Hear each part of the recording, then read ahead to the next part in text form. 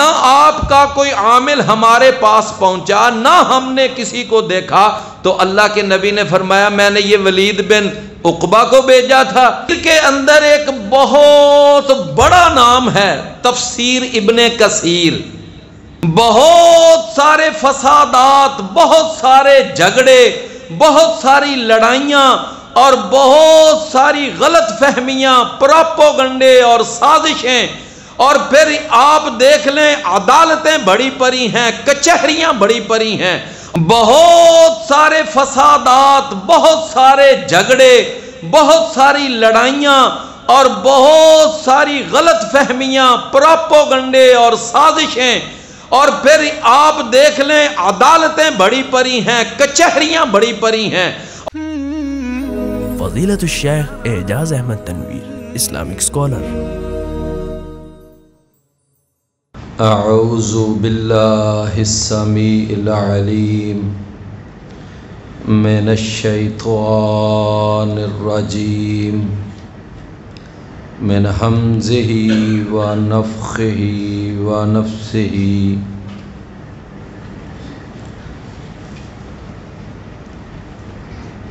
یا ایھا الذین آمنوا ان جاءکم فاسق بنبأ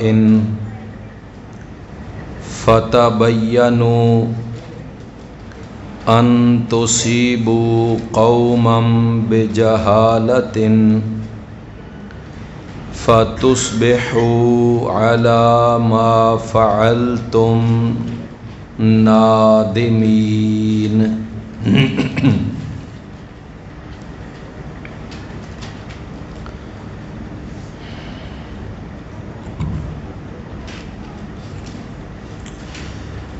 یا ایھا الذین آمنوا، اے ایمان والو،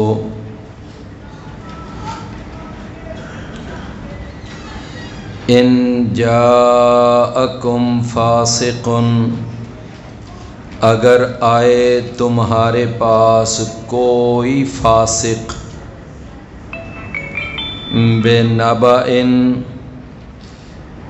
کسی خبر کے ساتھ، فتبینوا، تو تم اس کی چھان بین کر لیا کرو، جانچ پڑتال کر لیا کرو۔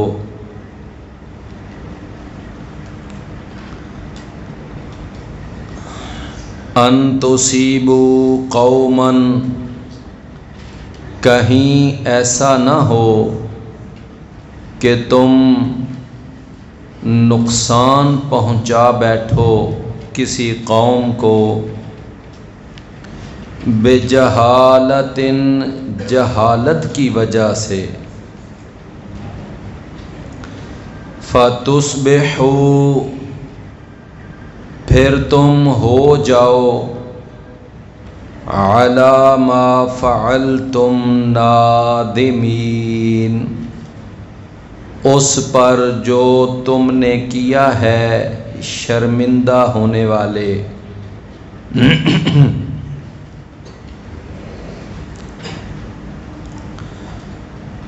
یہ جو آیت مبارکہ آج ہم پڑھ رہے ہیں، اس آیت مبارکہ میں اللہ تعالیٰ نے اہل ایمان کو ایک بہت بڑا زندگی کا اصول بتایا ہے، اور ایسا قاعدہ اور کلیہ اس میں سمجھایا گیا ہے جس میں ہماری دنیا اور ہماری آخرت دونوں کی بھلائی ہے۔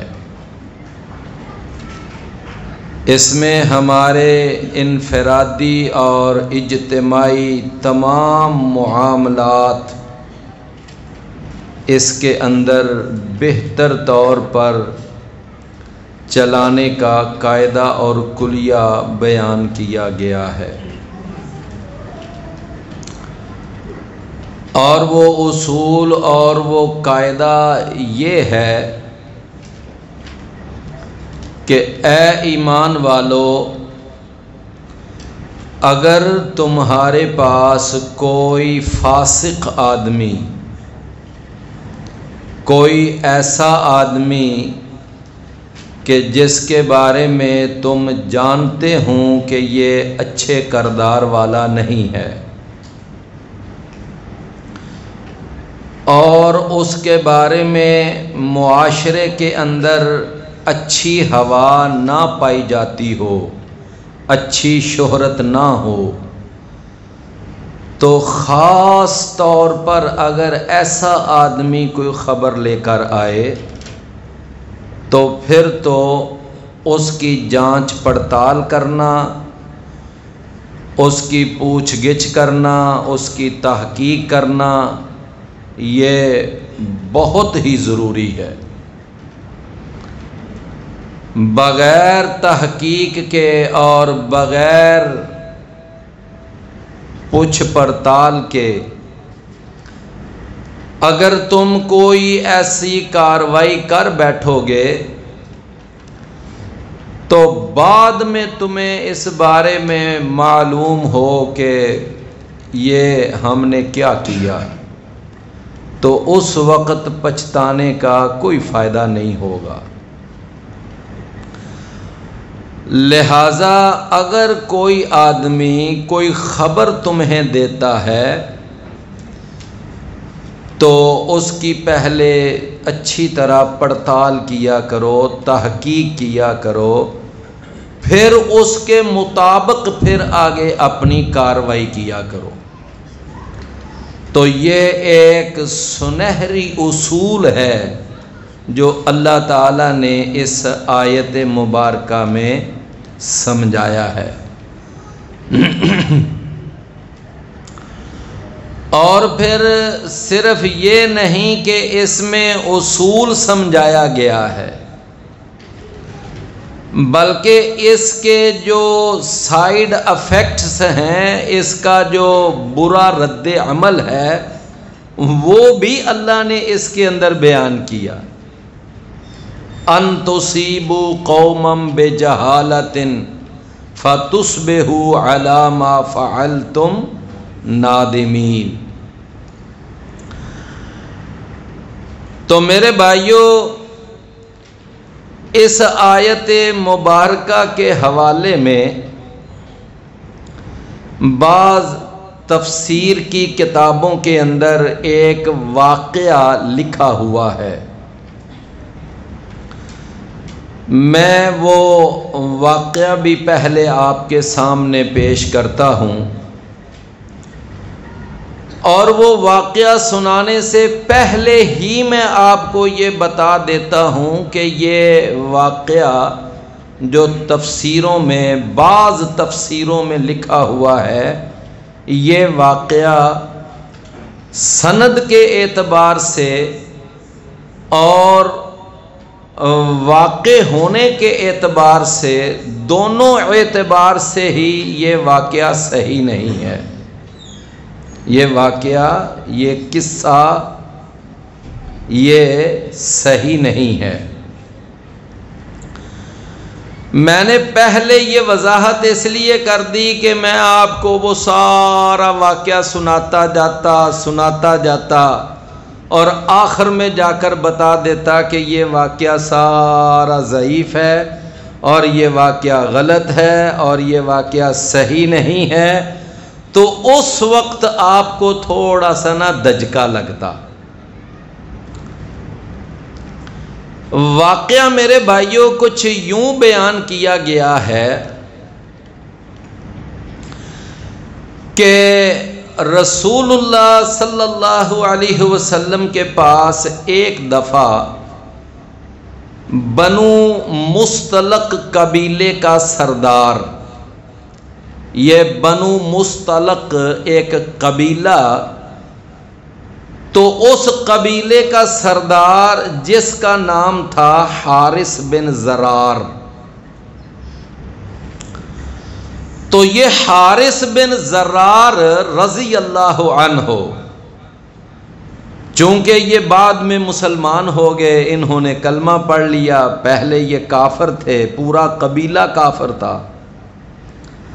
نبی کریم صلی اللہ علیہ وسلم نے ان قبیلے والوں کے اوپر باقاعدہ کارروائی کی تھی، اور اس غزوہ میں خود نبی کریم صلی اللہ علیہ وسلم تشریف لے گئے تھے۔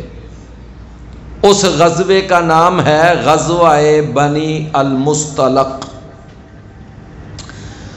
اور یہ ہی وہ غزوہ ہے جس غزوے سے واپس آتے ہوئے اماں جی سیدہ عائشہ صدیقہ رضی اللہ عنہا ان کا ہار گم ہو گیا تھا، اور وہ اپنا ہار تلاش کرنے کے لیے گئی ہوئی تھیں، تو قافلہ کوچ کر گیا، اور جب وہ وہاں پر پہنچی تو قافلہ جا چکا تھا، تو وہ پیچھے صفوان بن معطل جن کی اللہ کے نبی نے ڈیوٹی لگائی ہوئی تھی وہ پیچھے آ رہے تھے، تو اماں جی سیدہ عائشہ پھر ان کے ساتھ یعنی قافلے سے آ ملیں،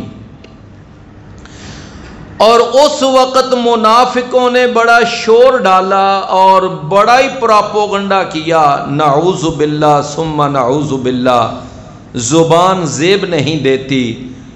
انہوں نے یہ پراپوگنڈا کیا کہ یہ یعنی سیدہ عائشہ اور صفوان بن معطل ان کی پری پلاننگ تھی، اور یہ سارا پھر آگے تہمت کا، بہتان کا یہ سارا معاملہ گھڑا گیا۔ یہ گھڑنے والا عبداللہ بن ابی تھا۔ تو میں نے صرف یعنی بات صرف اتنی عرض کی ہے آپ کو عرض کرنے کے لیے کہ یہ جو حارث بن زرار تھے وہ کون تھے؟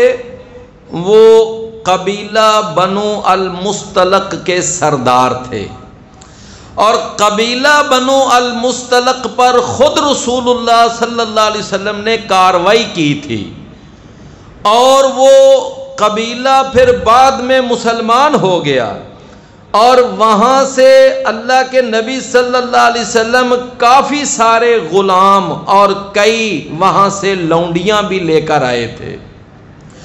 ان لونڈیوں میں سے ایک لونڈی اور ایک کنیز جن کا نام سیدہ جویریہ تھا رضی اللہ عنہا، سیدہ جویریہ بنت حارث۔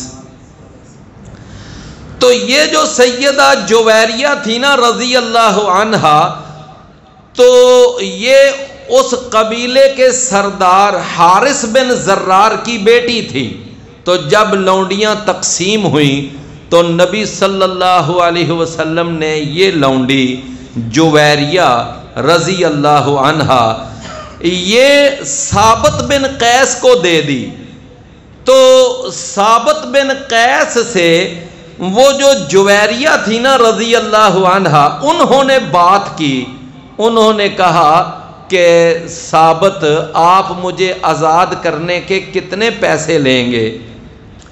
تو ثابت کہنے لگے کہ اگر آپ نہیں میرے ساتھ رہنا چاہتی تو آپ آزادی لینا چاہتی ہیں تو 900 درہم آپ مجھے دے دیں، میں آپ کو آزاد کر دوں گا۔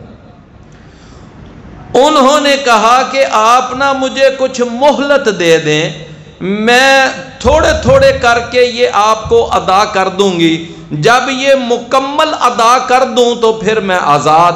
اس کو کہتے ہیں مکاتبت، اس کو قرآن اور حدیث میں کیا کہتے ہیں؟ مکاتبت، یعنی اپنے غلام سے یا اپنی لونڈی سے یہ لکھت پڑھت کر لینا کہ اتنا پیسہ مجھے دے دو گے تو تم آزاد۔ تو انہوں نے 900 درہم دے کر آزادی لینے کے لیے لکھت پڑھت کر لی، لیکن انہوں نے سمجھداری کا ثبوت دیا کہ وہ سیدھی رسول اللہ صلی اللہ علیہ وسلم کے پاس آئیں اور آ کر کہتی ہیں کہ اللہ کے رسول آپ نا مجھے کچھ تعاون دیں، میری مدد کریں۔ آپ نے فرمایا کیا بات ہے؟ فرماتی ہیں کہ وہ جو ثابت بن قیس ہے نا، آپ نے مجھے جس کی لونڈی بنایا تھا، میں نے اس سے بات کی ہے اور اس نے مجھے آزاد کرنے کی حامی بھر لی ہے، اور 900 درہم اس نے میری قیمت لگائی ہے، تو میں آپ کے پاس حاضر ہوئی ہوں کہ آپ اس 900 درہم میں سے آپ میرا کچھ تعاون کریں۔ نبی صلی اللہ علیہ وسلم نے فرمایا کہ جویریہ، سیدہ عائشہ فرماتی ہیں میرے سامنے یہ ساری بات ہو رہی تھی، آپ نے فرمایا کہ جویریہ یہ جو 900 درہم آپ تو میرے پاس آئی ہیں نا تعاون لینے کے لیے، اگر میں یہ 900 کا 900 درہم ہی میں آپ کو ادا کر دوں اور وہ 900 درہم میں آپ کو حق مہر کے طور پر دے کر آپ سے شادی کر لوں، تو کیا آپ کو یہ میری بات، یہ میری آفر، یہ پیشکش آپ کو قبول ہے؟ اس نے کہا مجھے قبول ہے۔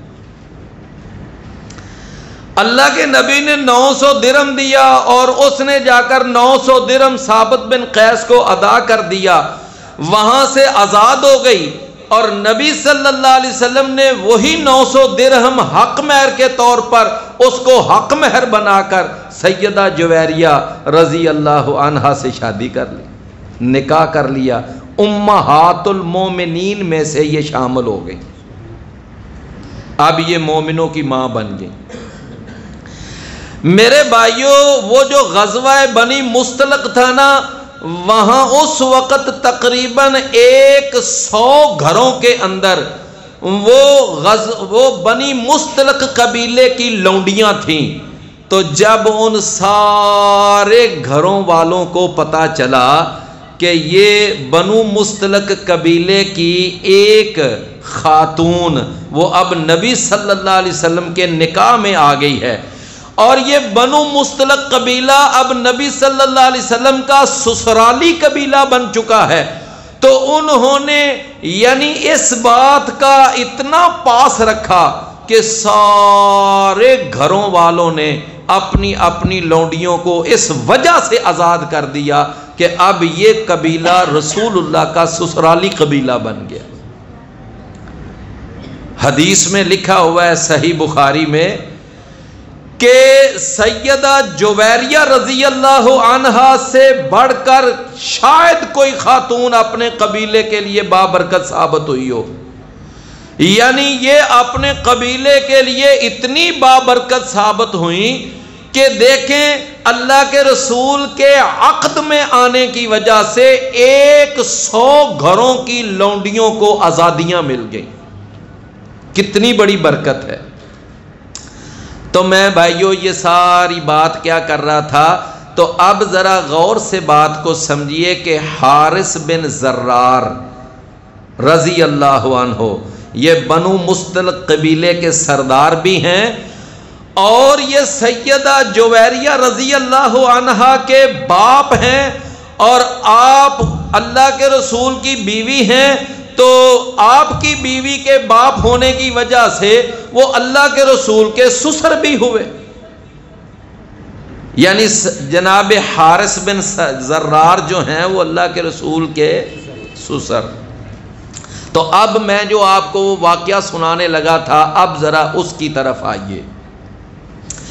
یہ جو حارث بن زرار ہیں رضی اللہ عنہ، جب یہ آئے اور انہوں نے کلمہ پڑھا، مسلمان ہوئے، تو اس وقت حارث بن زرار انہوں نے نبی صلی اللہ علیہ وسلم سے اسلام کی کچھ تعلیمات سیکھیں، نماز کے بارے میں، زکوٰۃ کے بارے میں، روزوں کے بارے میں۔ تو انہوں نے کہا اللہ کے نبی آپ، میں اب جاتا ہوں قبیلے میں، تو میں جا کر نا لوگوں سے زکوٰۃ اکٹھی کروں گا، تو آپ کسی آدمی کو بھیجنا اور میں وہ جتنی جمع شدہ زکوٰۃ ہوگی نا، میں آپ کے بھیجے ہوئے عامل کے ہاتھ میں وہ ساری زکوٰۃ میں بھیج دوں گا۔ انہوں نے باقاعدہ دن طے کر لیا، نبی صلی اللہ علیہ وسلم نے نا زکوٰۃ وصول کرنے کے لیے جو تحصیلدار بھیجا، اس کا نام تھا عقبہ، ولید بن عقبہ رضی اللہ عنہ، ولید بن عقبہ رضی اللہ عنہ۔ تو ولید بن عقبہ جو ہے نا، جب یہ گئے زکوٰۃ وصول کرنے کے لیے، یہ میں آپ کو وہ واقعہ سنا رہا ہوں جو واقعہ صحیح نہیں ہے، واقعہ غلط ہے۔ تو جناب ولید بن عقبہ جب گئے نا زکوٰۃ وصول کرنے کے لیے، تو وہ چونکہ قبیلے والے جانتے تھے کہ آج اللہ کے رسول کی طرف سے تحصیلدار نے آنا ہے اور ہم نے زکوٰۃ ان کو حوالے کرنی ہے، تو وہ سارے نا استقبال کے لیے باہر نکل آئے۔ تو جب وہ باہر نکلے تو یہ جو ولید بن عقبہ تھے، اب ان کی اور وہ بنی مستلق قبیلہ، ان کی پرانی آپس میں دشمنی چلی آ رہی تھی، پرانی دشمنی تھی۔ اب انہوں نے یہ سمجھا کہ یہ قبیلے والے مجھے قتل کرنے کے لیے باہر آئے ہیں، لہذا ولید بن عقبہ اب وہ آگے گئے نہیں، بس دور سے ہی ان کو دیکھ کر اپنی سواری کو پیچھے موڑا اور مدینے پہنچے، اور آ کر نہ اپنے پاس سے ہی بنائی ہوئی رپورٹ پیش کر دی۔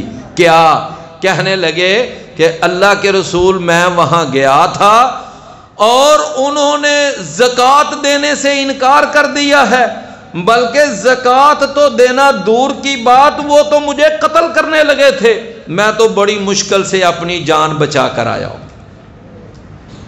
اب آپ ذرا غور کریں کہ یہ سارا من گڑت واقعہ اور یہ سارا جھوٹ اور یہ اپنی بنائی ہوئی رپورٹ نبی صلی اللہ علیہ وسلم کو بھلا ایک صحابی رسول جا کر بیان کر سکتا ہے؟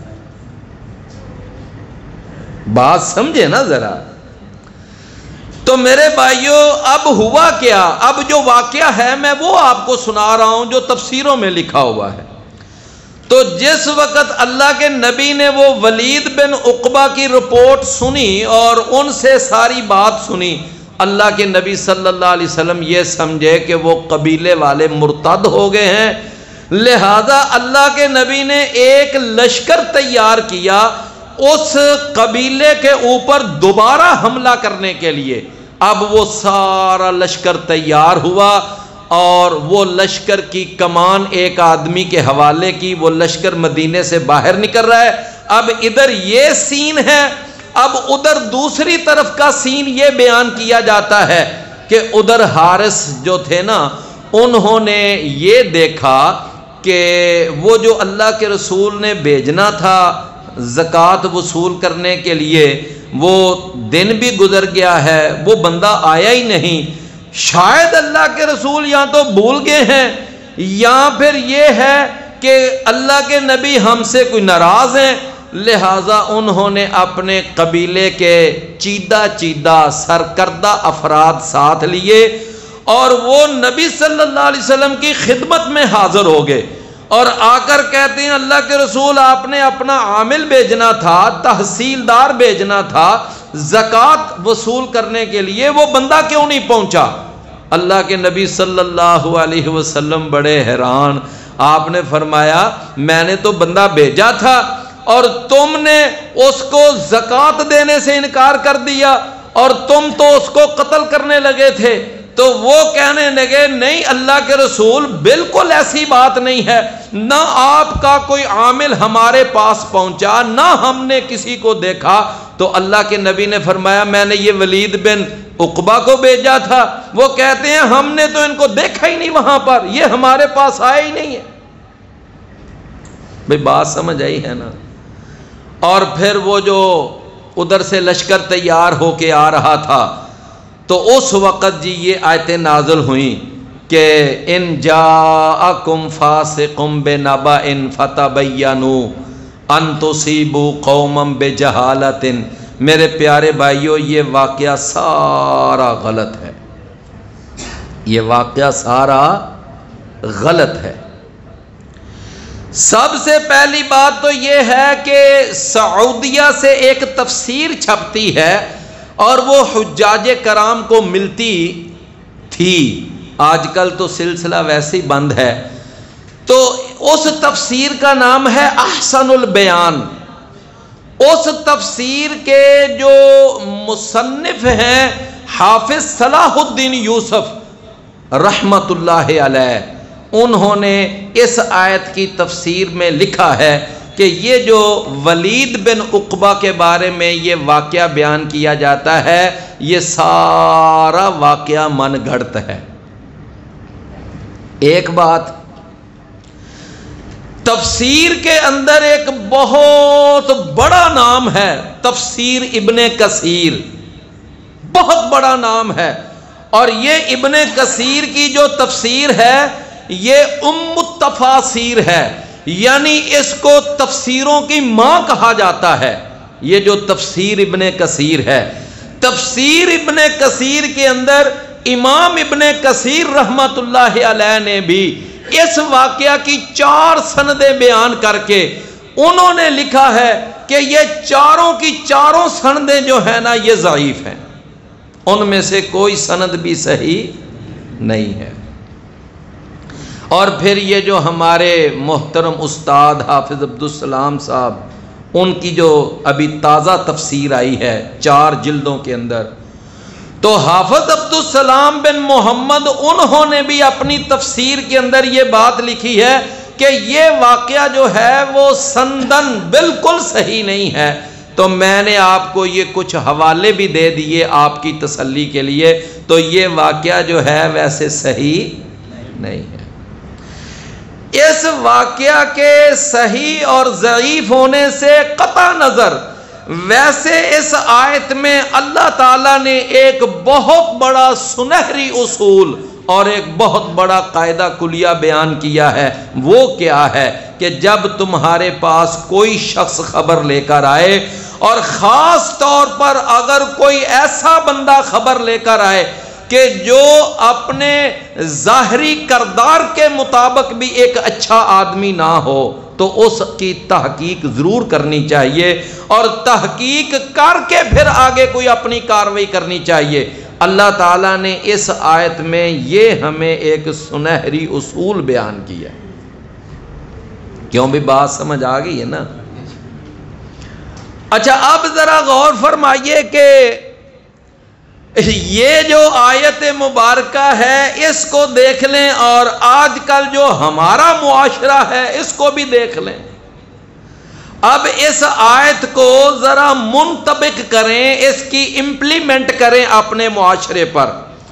ہمارے ہاں اتنی جلد بازی، اللہ اکبر، بعض لوگ جناب نہ او دیکھتے ہیں نہ تاؤ دیکھتے ہیں، بس کوئی خبر سنی، کوئی بات سنی، بس جلد بازی میں، غلط فہمی میں فوراً لنگوٹا کس لیا اور جا کر جناب اپنی کاروائی شروع کر دی۔ میرے پیارے عزیز بھائیو، اللہ تعالیٰ نے اس انداز سے یہاں منع کیا ہے کہ تمہیں جلد بازی کا مظاہرہ نہیں کرنا چاہیے۔ خلوص کے بندوں میں ایک ہی کمی ہے فراز، کہ یہ ستم ظریف بڑے جلد باز ہوتے ہیں۔ یعنی یہ جو جلد بازی ہے یہ کوئی اچھی بات نہیں ہے۔ اچھا، اس کے بعد اللہ تعالیٰ فرما رہا ہے کہ تم جلد بازی میں، غلط فہمی میں ایک کاروائی کر بیٹھو اور بعد میں لگے رہو معذرتیں کرنے، بعد میں معافیاں مانگنے لگے رہو کہ اچھا جی مجھے معاف کر دیں، اچھا میں معذرت کرتا ہوں۔ تمہیں بعد میں جو معذرتیں کرنی پڑے، بعد میں معافیاں مانگنی پڑے، تو اس سے بہتر نہیں کہ کاروائی کرنے سے پہلے جانچ پڑتال کر لیا کرو۔ اچھا، پھر میرے بھائیوں، یہ بھی اللہ نے کسی کسی کو توفیق دی ہوتی ہے کہ کہ بعض لوگ جو ہیں نا اگر ان سے غلط فہمی میں یا جلد بازی میں کوئی کام سرزد ہو جائے تو وہ بیچارے چلو پھر بھی اپنی غلطی پر شرمندہ ہوتے ہیں اور معذرت کر لیتے ہیں، معافی مانگ لیتے ہیں، معاملہ رفع دفع ہو جاتا ہے نا ایسا۔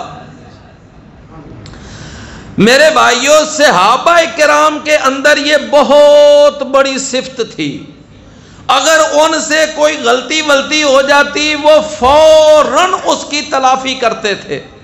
ایک دفعہ جناب عمر بن خطاب رضی اللہ عنہ بیٹھے ہوئے ہیں، مجلس ہو رہی ہے، تو ایک آدمی نے نا جناب عمر رضی اللہ عنہ کی بات میں ہی بات شروع کر دی، بات میں ہی عمر رضی اللہ عنہ بات کر رہے ہیں، تو وہ جس کو کیا کہتے ہیں قطع کلامی،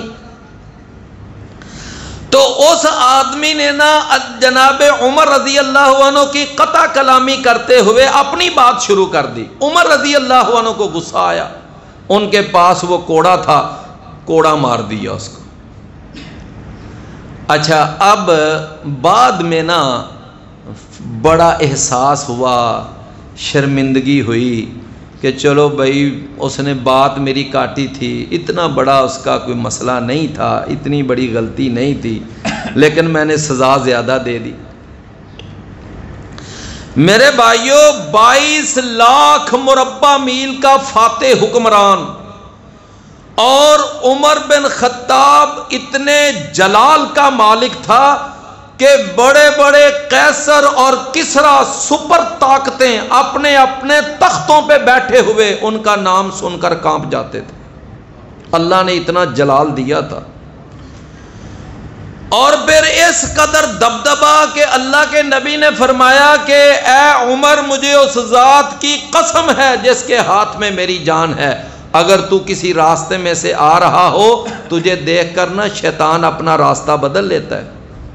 اتنا جلال تھا عمر بن، لو دیکھ لو وہ عمر بن خطاب اب خود چل کر نا اس آدمی کے گھر چلے گئے، دروازہ کھٹکھٹایا، وہ بندہ باہر آیا، کہتے ہیں بھئی اللہ کے بندے آپ مجھے نا اللہ کے لیے معاف کر دیں، مجھ سے نا جلد بازی میں یہ بات ہو گئی ہے، مجھے نہیں آپ کو مارنا چاہیے تھا، تو آپ مجھے اللہ کے لیے معاف کر دیں۔ یہ ہے نا کتنا بڑا حوصلہ ہے، کتنی بڑی بات ہے۔ پیارے بھائیوں، یہ بھی میں نے عرض کیا کہ بعض لوگوں کو اللہ توفیق دیتا ہے کہ غلطی ہو جائے، جلد بازی میں کوئی کاروائی کر بیٹھیں تو پھر بعد میں شرمندہ ہو کر اس کے لیے معافی، اس کے لیے معذرت، اس کے لیے تلافی کی کوئی صورت نکال لیتے ہیں، جا کر معافی مانگ لیتے ہیں۔ لیکن بعض ایسے لوگ ہوتے ہیں کہ اگر کوئی غلطی کر لینا پھر اڑ جاتے ہیں، پھر کہتے ہیں اچھا پھر غلطی ہو گئی ہے تو پھر ہو گئی ہے، ہو گئی ہے تو پھر ہو گئی ہے، اچھا بھائی جو تو نے جو کرنا ہے کر لے۔ کیا ایسے بھی تو ہوتے ہیں نا؟ میرے بھائیوں، یہ بہت بڑے تکبر کی علامت ہے کہ جب ایک بندے کو پتہ بھی چل جائے بھائی میرا موقف غلط تھا یا میرا معاملہ ٹھیک نہیں تھا، میں غلطی پر تھا، اور پھر وہ آکڑ جائے اور تکبر میں آ جائے اور پھر وہ ضد پہ اتر آئے اور پھر یہاں تک کہنے لگ جائے اچھا تو نے جو کرنا ہے کر لے، یہ بہت بڑے تکبر کی علامت ہے۔ نبی صلی اللہ علیہ وسلم نے فرمایا تکبر 2 چیزوں کا نام ہے، نمبر 1 اپنے آپ کو بڑا سمجھنا، دوسرے کو حقیر سمجھنا، نمبر 2 حق بات کا پتہ چل جانے کے باوجود اس کو تسلیم کرنے سے انکار کر دینا۔ تو میں عرض یہ کر رہا تھا کہ یہ آیت ہمیں تربیت کر رہی ہے کہ ہمیں اس طرح جلد بازی والا انداز نہیں اپنانا چاہیے، سمجھ آئی نا؟ یہ ہمارے معاشرے کی تربیت کر رہی ہے یہ آیت۔ اچھا، اس کے بعد پھر آپ یہ دیکھیں کہ اگر ہم اس طرح کی جو قرآن میں یا خاص طور پر جو اللہ نے سورہ الحجرات میں تعلیمات یا جو ہدایات دی ہیں۔ بھائی ان ہدایات اور تعلیمات پر عمل کرنے کا جو آخرت میں فائدہ ہونا ہے وہ تو ہونا ہی ہونا ہے، وہاں پر جو اجر ملے گا وہ تو ملے گا ہی ملے گا۔ میرے بھائیوں، ان سنہری ہدایات پر عمل کرنے سے ہماری دنیا بھی پرسکون ہو سکتی ہے۔ کیا خیال ہے؟ ہماری دنیا بھی پرسکون ہو سکتی ہے کہ نہیں؟ ہماری دنیا کے اندر بھی آرام اور سکون پیدا ہو سکتا ہے۔ بہت سارے فسادات، بہت سارے جھگڑے، بہت ساری لڑائیاں اور بہت ساری غلط فہمیاں، پروپیگنڈے اور سازشیں، اور پھر آپ دیکھ لیں عدالتیں بڑی پڑی ہیں، کچہریاں بڑی پڑی ہیں، اور تھانہ اور یہ سارے سلسلے، وہاں پر جا کر دیکھ لیں بڑے بڑے قتل، اور ایک قتل نہیں کئی قتل، ان ساروں کے پیچھے تحقیق کی جائے تو ایک غلط فہمی ہوتی ہے۔ کیا ہوتی ہے؟ غلط فہمی۔ اور اگر ہم قرآن کی اس یعنی ہدایت کو مان لیں، اس کو سمجھ لیں کہ نہ کبھی کسی پر کاروائی نہیں کرنی، کبھی کسی پر چڑھائی نہیں کرنی، کبھی ہم نے کوئی اس وقت تک عمل نہیں کرنا جب تک ہمیں اس کی پوری تحقیق نہ ہو جائے، تو ان جیسی ہدایات پر عمل کرنے سے ہماری آخرت تو سدھرے گی ہی سدھرے گی، ہماری دنیا بھی سدھر جائے گی۔ میرے بھائیوں، ہمارے ایک استاد تھے، وہ ہمیں نا ایک وہ حدیث ہے بڑی مشہور، آپ نے بھی اکثر سنی ہے، وہ حدیث سنایا کرتے تھے نا، تو وہ ساتھ یہ بات سمجھایا کرتے تھے، لو دیکھ لو اس حدیث پر عمل کریں تو ہمیں آخرت میں تو اجر ملنا ہی ملنا ہے۔ ہماری دنیا کے اندر کتنی محبت، کتنا پیار اور کتنی ہم آہنگی اور کس قدر پیار اور الفت پیدا ہو جائے۔ کون سی حدیث؟ نبی صلی اللہ علیہ وسلم نے فرمایا کہ مسلمان پر 6 حق ہیں، اور وہ 6 حق کون سے ہیں؟ فرمایا پہلا حق یہ ہے کہ جب مسلمان سے ملاقات ہو تو تم اس کو سلام کہو۔ کیا کہو؟ سلام، السلام علیکم ورحمۃ اللہ۔ اور وہ جو سننے والا ہے جس کو سلام کہا گیا ہے وہ کہے وعلیکم السلام ورحمۃ اللہ۔ اچھا، اب یہ جو سلام کہنا، سلام کا جواب دینا، ذرا غور فرمائیں، دونوں طرف دعا ہے۔ السلام علیکم ورحمۃ اللہ، کیا معنی ہے اس کا؟ کہ تم پر سلامتی ہو، اور وہ بھی آگے سے کہتا ہے کہ تم پر سلامتی ہو اور اللہ کی رحمت ہو۔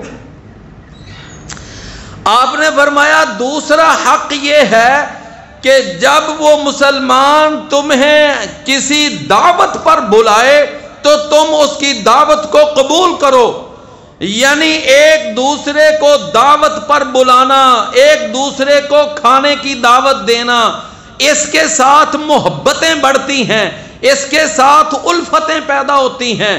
اور رسول اللہ صلی اللہ علیہ وسلم نے فرمایا کہ اطعم الطعام، کھانا کھلایا کرو۔ کھانا ایک دوسرے کو کھلانے سے کیا ہوتا ہے؟ آپس میں محبت بڑھتی ہے۔ تیسرا حق رسول اللہ صلی اللہ علیہ وسلم نے فرمایا کہ جب کسی مسلمان کو وہ بیٹھے بیٹھے مجلس میں یا چلتے پھرتے چھینک آ جائے تو وہ چھینکنے والا کہے الحمدللہ، اور جو پاس سننے والا ہے وہ کہے یرحمک اللہ، اور پھر چھینکنے والا کہے کہ یہدیکم اللہ ویصلح بالکم۔ اب دیکھ لیں یہ دعائیں ہیں، دعائیں ہی دعائیں ہیں۔ الحمدللہ، یرحمک اللہ، یہدیکم اللہ، یہ کیا ہیں؟ دعائیں ہی دعائیں۔ اور چوتھا حق رسول اللہ صلی اللہ علیہ وسلم نے فرمایا کہ جب وہ مسلمان اگر آپ سے کوئی مشورہ طلب کرتا ہے تو فرمایا کہ تیرا حق بنتا ہے کہ اس کو صحیح مشورہ دے. وہ کسی جگہ کاروبار کرنا چاہتا ہے، رشتہ داری کرنا چاہتا ہے، کوئی سفر کرنا چاہتا ہے، تو وہ آپ سے مشورہ طلب کر رہا ہے، اور اگر وہ آپ سے مشورہ مانگ رہا ہے تو کسی وجہ سے مشورہ مانگ رہا ہے، اس کو اس بات کا احساس ہے کہ مجھے یہاں سے اچھا مشورہ ملے گا، تو فرمایا کہ تیرا بھی حق بنتا ہے کہ تو اس کو صحیح مشورہ دے. پہلا حق کیا بیان کیا؟ سلام. اور دوسرا حق دعوت قبول کرنا. تیسرا حق چھینک کا جواب دینا. اور چوتھا حق صحیح مشورہ دینا. اور پانچواں حق یہ ہے، فرمایا اگر وہ کوئی مسلمان بیمار ہو جائے تو تمہارا حق بنتا ہے کہ اس کی تیمارداری کے لیے جاؤ اور اس کا جا کر پتہ لے کر آؤ، اور وہاں پر جا کر یہ کلمہ پڑھو، جا کر یہ کلمات پڑھو کہ لا بأس طہور انشاءاللہ، کہ یہ جو آپ کے اوپر بیماری آئی ہے اس بیماری سے آپ کے گناہ معاف ہو رہے ہیں. یہ 5 حق ہیں، اور یہ 5 کے 5 حق جو ہیں یہ زندگی میں وابستہ ہیں اور پیش آتے ہیں. اور چھٹا حق جو ہے وہ موت کے بعد لاگو ہوتا ہے. وہ کیا ہے؟ فرمایا جب وہ مسلمان فوت ہو جائے تو اب اس کے جنازے میں شامل ہو. فرمایا کہ جنازہ پڑھنے سے ایک احد پہاڑ کے برابر اجر ملتا ہے. کتنا بڑا! اب کیا ہے جنازہ؟ فرمایا اگر کوئی تدفین کے مرحلے میں بھی چلا جائے، وہاں قبر پہ بھی چلا جائے، تو اللہ کے ہاں 2 احد پہاڑوں کے برابر ثواب. تو میں عرض یہ کر رہا تھا کہ اب یہ جو مسلمان پر 6 حق ہیں، اب ان سارے حقوق کی ادائیگی سے بندے کو آخرت میں جو اجر ہے، جو ثواب ہے، وہ تو ملے گا ہی ملے گا. ان حقوق کی ادائیگی سے ہماری دنیا بھی سدھر جائے گی، ہماری دنیا بھی سنور جائے گی، ہمارے دنیاوی معاملات بھی بہتر ہو جائیں گے. تو میرے بھائیوں، پورے کا پورا دین اس پر عمل کرنے سے ہماری دنیا بھی سدھر جاتی ہے اور ہماری آخرت بھی سدھر جاتی ہے. تو میں نے عرض کیا کہ یہ جو آیت ہے اس پر اگر عمل کریں گے تو ہماری دنیا بھی کیا ہے؟ سدھر جائے گی. اچھا، اس کے بعد آپ نے یہ دیکھا کہ یہ جو اللہ تعالیٰ معاف فرمائے کہ غلط فہمیاں، جلد بازیاں، پراپوگنڈے اور سازشیں، اب ان کی بنیاد کیا ہوتی ہے؟ زیادہ سے زیادہ کیا ہمارے پاس ذریعہ ہوتا ہے؟ زیادہ سے زیادہ سنی سنائی باتیں. کیا ہوتا ہے؟ کوئی ادھر سے بات سنی، کوئی ادھر سے سنی، اچھا مجھے وہ تو یہ کہہ رہا تھا، اچھا فلاں مجھے یہ کہہ رہا تھا. بس وہ سنی سنائی باتیں جو ہیں نا، یہ سبب بنتی ہیں ان ساری غلط فہمیوں کی، ان سارے معاملات کی وہ سبب بنتی ہیں، بنیاد بنتی ہیں.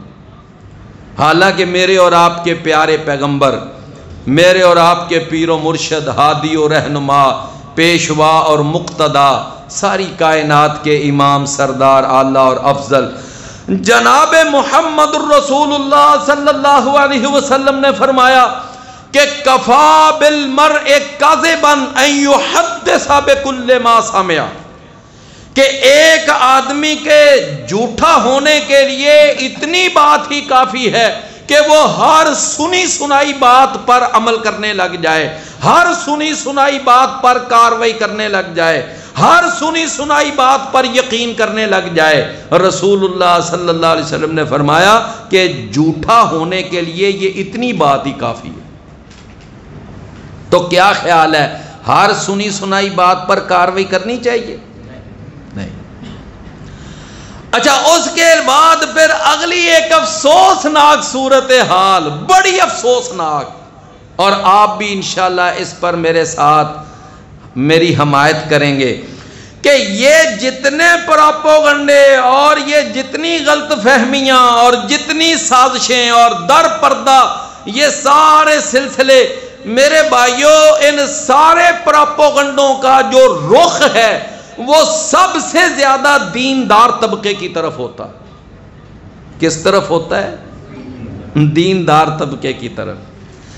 ابھی تھوڑی دیر پہلے کی بات ہے کہ میڈیا پر نا ایک بڑی خبر وائرل ہوئی، بڑی خبر۔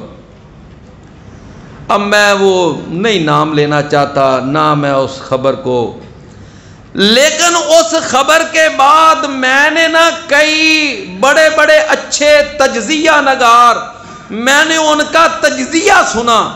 انہوں نے یہ کہا کہ بھائی دیکھیں، اگر ایک جرم یا ایک غلطی اگر کسی دیندار آدمی سے سرزد ہو جائے، بھائی وہ دیندار آدمی ہے تو آخر وہ بھی انسان، وہ انسان نہیں ہے؟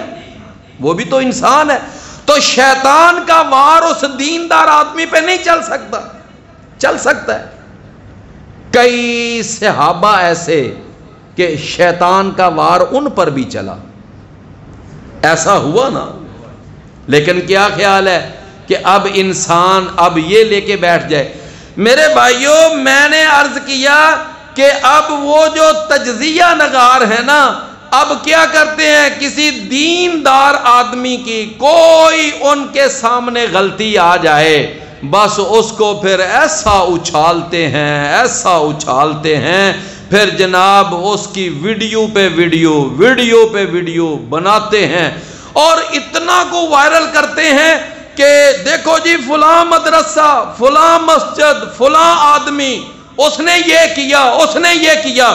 اچھا، اس کی غلطی سے اگر ایک ایسا بندہ کہ جو دین کے کسی شعبے سے متعلق نہیں ہے بلکہ اس کا تعلق کسی سکول سے ہے یا کالج سے ہے یا یونیورسٹی سے ہے یا کسی ہسپتال کے عملے سے ہے یا کسی اور حکومتی سرکاری ادارے سے ہے، اس کی غلطی چاہے اس سے 1000 گنا بڑی ہوگی نا، وہ نہیں لوگوں کے سامنے اتنی وائرل کریں گے جتنی اس دیندار طبقے سے متعلق غلطی کو وائرل کریں۔ کیا یہ حقیقت ہے کہ نہیں؟ میرے عزیز بھائیوں، یہ حالانکہ اس کی کوئی اتنی تحقیق بھی نہیں، بس ادھر سے بات سنی، فوراً اس کا ایک سکینڈل بنا دیا، ایک بہت بڑا ایک ایشو کھڑا کر دیا اور اس کو جناب ایسے دنیا میں مشہور کر دیا۔ اور ہو سکتا ہے جب ساری بعد میں تحقیق سامنے آئے تو کچھ بھی نہ ہو۔ یا ایھا الذین آمنو، اے ایمان والو، ان جاءکم فاسق بنبأ، اگر کوئی فاسق تمہارے پاس کوئی خبر لے کر آئے تو فتبینوا، اس کی اچھی طرح جانچ پڑتال کر لیا کرو، ان تصیبوا قوما بجہالۃ، کہیں ایسا نہ ہو کہ تم غلطی سے، جہالت سے کسی قوم کو نقصان پہنچا بیٹھو، فتصبحوا علی ما فعلتم نادمین۔ بھئی بات سمجھ آئی نا؟ ہمارے بعض مفسرین نے نا اس آیت سے ایک بڑی اچھی بات وہ بھی اخذ کی ہے، اور وہ بڑی، بیٹا آپ بیٹھ جائیں نیچے، اور وہ بات یہ ہے کہ آپ جانتے ہیں کہ یہ حدیث کا معاملہ، ایک تو قرآن ہے نا اور ایک کیا ہے، حدیث رسول۔ اب حدیث رسول جو ہے اس کے بارے میں ہر بندہ جانتا ہے کہ اس میں کچھ احادیث صحیح ہوتی ہیں اور کچھ احادیث ضعیف ہوتی ہیں۔ ابھی میں نے یہ جو آپ کو واقعہ سنایا ہے وہ حارث بن زرار کے بارے میں، ولید بن عقبہ کے بارے میں واقعہ سنایا نا، ویسے یہ سارا واقعہ مسند احمد میں لکھا ہوا ہے، مسند احمد حدیث کی کتاب ہے، لیکن اس پورے واقعہ کی سند ٹھیک نہیں ہے، سمجھے نا؟ تو محدثین نے باقاعدہ اس آیت کی روشنی میں یہ ایک باقاعدہ اصول وضع کیا کہ حدیث کے جتنے راوی ہیں ان سارے راویوں کی تحقیق کی جائے گی کہ ان میں سے کون سا راوی عادل ہے اور کون سا راوی فاسق ہے. سمجھے نا؟ عادل کون ہے، کاذب کون ہے، متہم بالکذب کون ہے، وضاع کون ہے، اور پھر وہ سند متصل ہے یا منقطع ہے. یہ ساری تحقیق باقاعدہ کی جاتی ہے اور 1,00,000 سے اوپر راویوں کے حالات زندگی باقاعدہ محدثین نے نقل کی ہے اور لکھا ہے کہ فلاں راوی عادل تھا، فلاں راوی فاسق تھا، وہ اپنے پاس سے خبریں بناتا تھا، اپنے پاس سے حدیثیں جمع کرتا تھا اور خود ہی حدیث گڑھ کر نبی صلی اللہ علیہ وسلم کا نام لے کر آگے اس کو جناب لکھ دیا کرتا تھا. تو اس طرح انہوں نے سارا اس علم کا باقاعدہ انہوں نے یعنی کہ اس کی بنیاد رکھی. میرے بھائیوں آج دیکھ لیں کہ باقاعدہ آپ کو حدیثیں الگ الگ ملیں گی. صحیح بخاری اس میں تمام صحیح احادیث ہیں، صحیح مسلم تمام صحیح احادیث ہیں، اور اسی طرح علامہ ناصر الدین البانی انہوں نے ایک کتاب لکھی، اس کا نام ہے سلسلۃ احادیث صحیحہ، اور پھر ایک اور انہوں نے کتاب لکھی اور وہ جو سلسلۃ احادیث صحیحہ 14 جلدوں میں ہے، اور ایک اور کتاب لکھی اس کا نام ہے سلسلۃ احادیث ضعیفہ. انہوں نے سارے کھوٹے سکے اور کھرے سکے الگ الگ کر کے رکھ دی کہ یہ سارے کھوٹے سکے ہیں اور یہ کھرے سکے ہیں، یہ صحیح حدیث ہیں، یہ ضعیف حدیث.